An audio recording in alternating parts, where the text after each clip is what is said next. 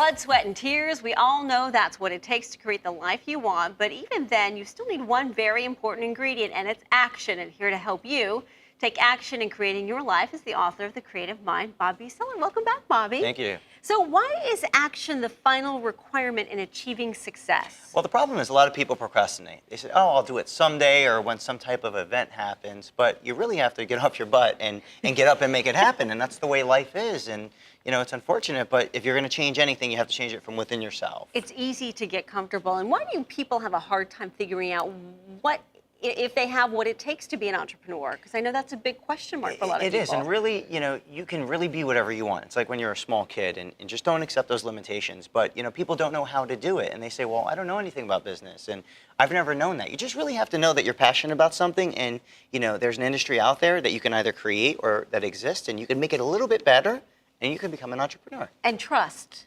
that the right people will come into your life. Well, you have to trust. You have to have that faith. They call it, you know, trust in the universe or trust in God or trust whatever it is, but just really trust in yourself. That's where it starts. Number one. And then everything will come into your path as time goes on. Okay, let's talk about the difference between business planning versus career planning. Right, they're both great. Listen, as long as you're off that couch, right?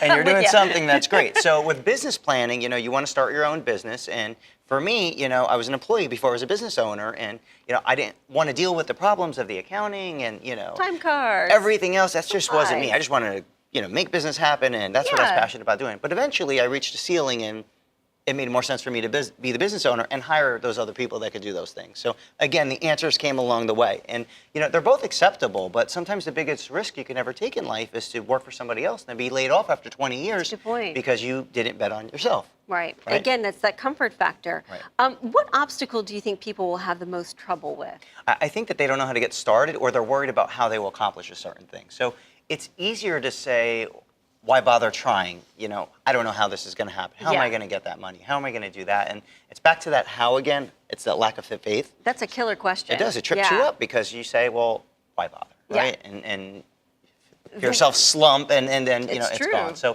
so really you just got to take those steps and try to believe in yourself. And so stop with the what ifs. Forget about that. Cross that bridge if you get to it. Okay, I like that. What is the cycle of effective planning? Right, so the first thing you need to do is create a business plan, then create a marketing plan. As I always explain, you don't want to create an ice cream parlor in, you know, the coldest climate around.